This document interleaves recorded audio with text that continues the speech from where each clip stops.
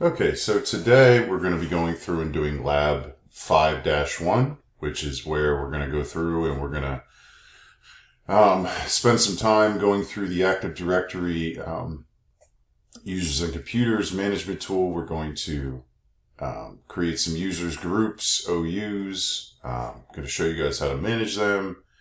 Going to add users to groups, show you how to reset passwords, and then how to move objects between them. So first thing we need to do is we need to start the domain controller in our lab environment. So I'm going to go into the Hyper-V manager here. And we're going to start up the domain controller, and then we're going to connect to it. Okay.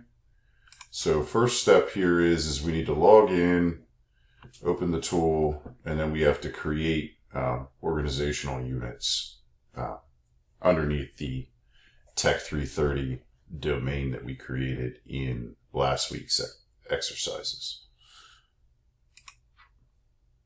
Okay, so now it's booted up. So we're going to do our Control-Alt-Delete. We're going to log in as our domain administrator account with our password. Okay, once we're in,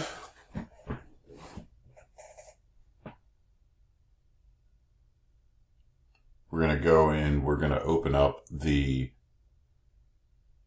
Active Directory users and computers admin tool. So you could do that from administrative tools by either going to start, or you can get to it from the server manager, which takes a little bit longer to load. So I'm not going to install updates right now. So if we go to tools here, we can go to Active Directory users and computers.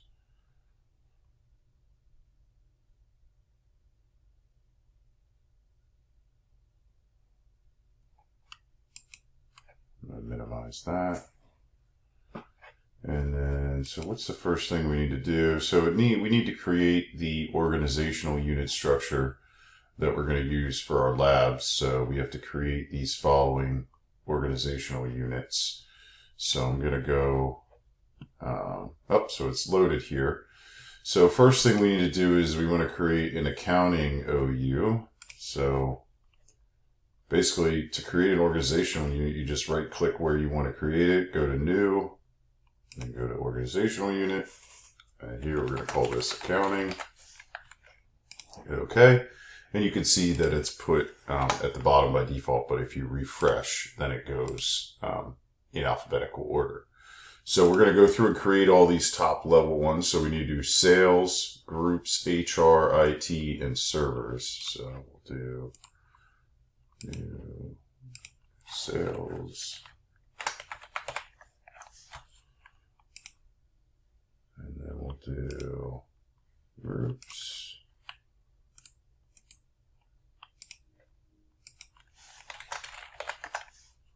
And then we'll do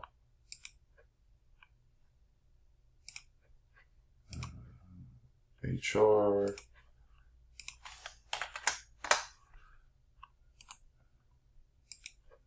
And then we'll do IT. And then we'll do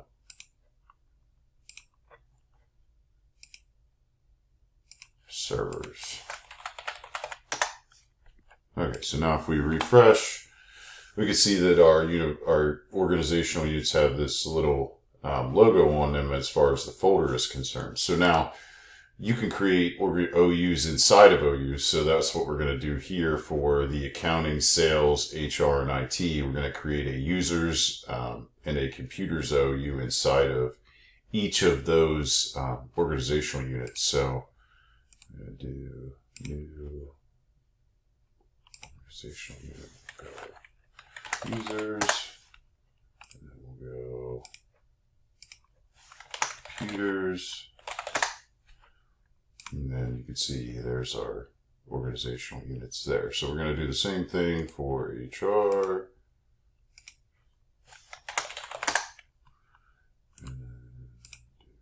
computers. Now we can see that we have that. We're going to do the same thing for this one.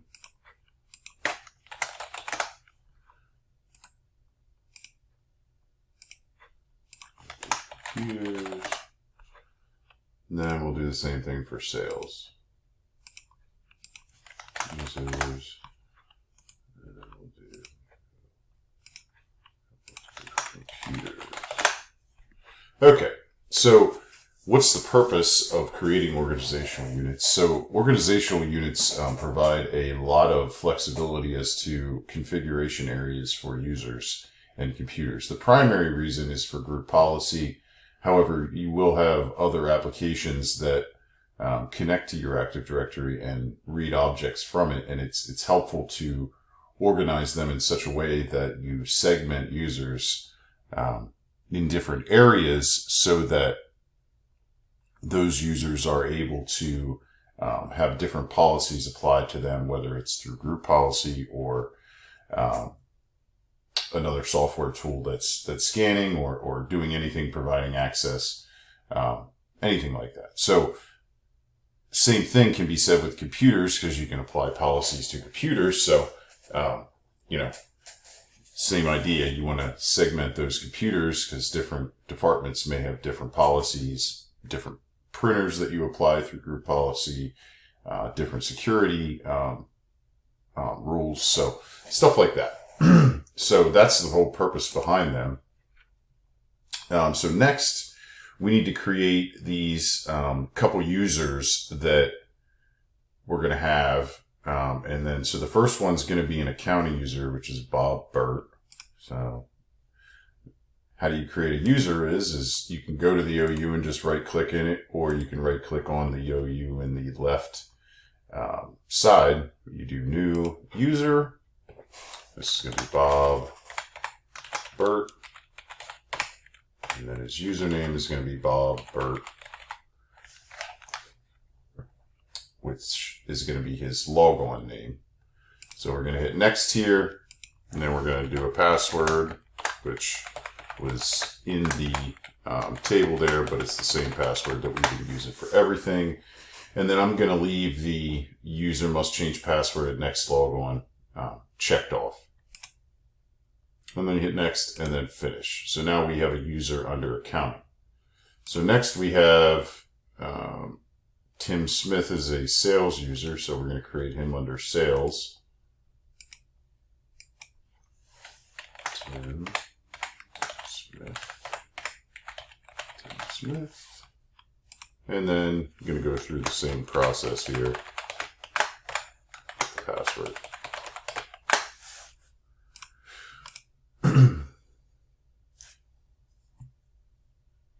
Then the next one's going to be John Snow, which is an HR user. So I'm going to go ahead and create that user under the HR users folder.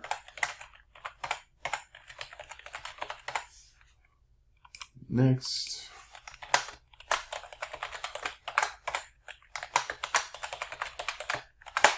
Type our passwords in, hit next again, and then hit finish. And if we look under HR, we have John Snow. If we look under sales, we have Tim Smith. So the last one is going to be our IT user, which is going to be Sean Jackson. So we're going to create a new user under there. Sean Jackson.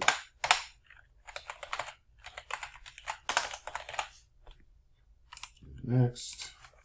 And then our password again.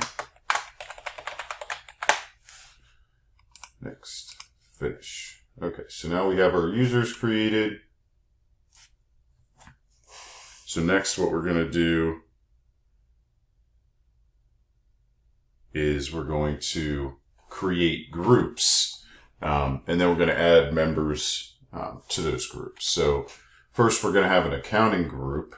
So I'm going to go ahead and, well, before we go on to that, let's go in and see what you can do with the user, right? So first thing is if you right click on the user, you can reset their password, you can disable their account, you do reset password, basically get the options for a new password and then to confirm it, whether they need to change it, and then also if you want to unlock the user's account. So say you type the password in 6 times wrong, you're probably going to get locked out. So that's just another way you can do that. And then you can also disable the account here. And then optionally, if you want to go to properties, you can either go here or you can double click it. And this is where you're going to get all the extra information that most companies will want to save. So, you know, description, where their office is, what their phone number, email, address information. And then you have your account tab, which has a whole bunch of different options. We're not going to go into all of these, but you have your password options here. You know, if the account expires, their log-on name, all that kind of stuff. You have your user profile settings, which aren't really used too much anymore, but if you're going to connect a home drive for them, like a network share, you would do that here. Then you have a telephones area. You have your organizational area where you have, you know, your job title, department, company. You can put managers in here and create that hierarchy that a lot of companies have in the management structure.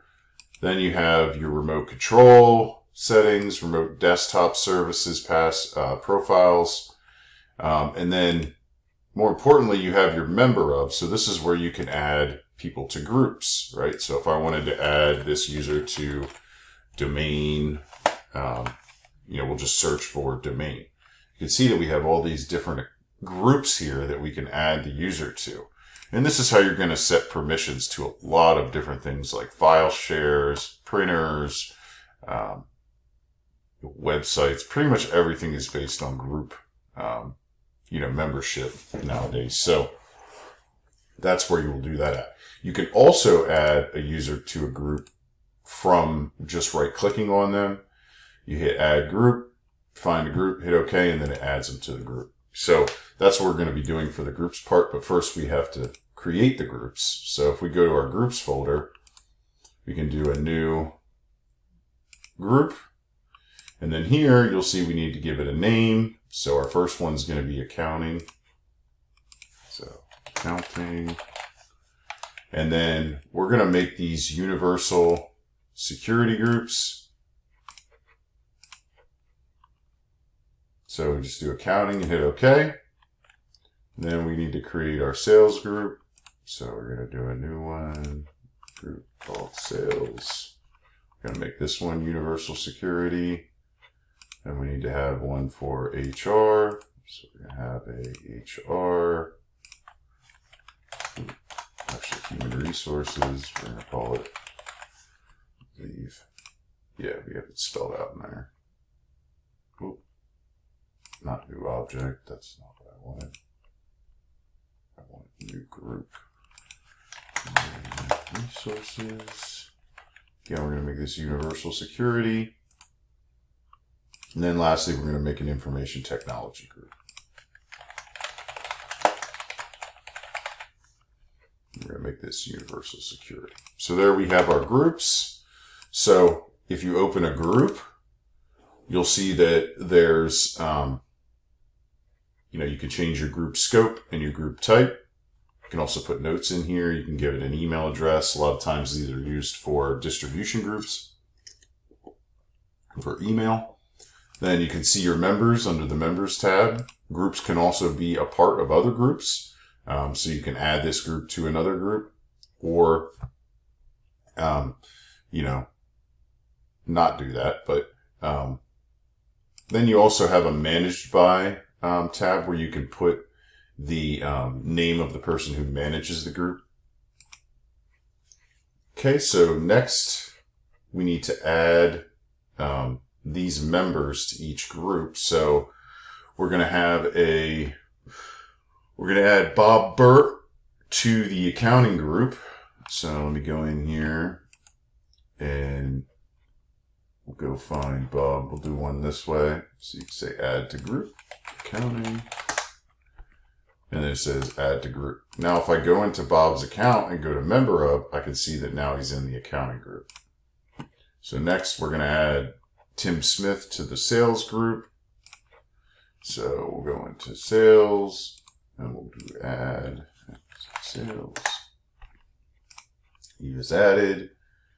And then next we're going to add John Snow to the HR group or human resources group. So this one I'm going to do the opposite direction. So I'll go into members under the group and I'll just type in John Snow.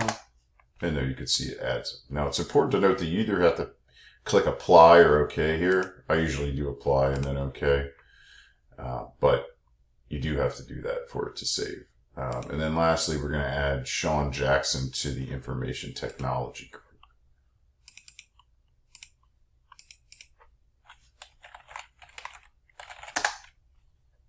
Okay. So we have Sean Jackson in there. Okay, so we've satisfied that one. All right, so next we want to add Sean Jackson to the domain admins group. Okay, so we need to find Sean Jackson, which he is under IT users. And then we're going to add to a group and we're going to type in domain admins. Okay, and then we'll just verify that.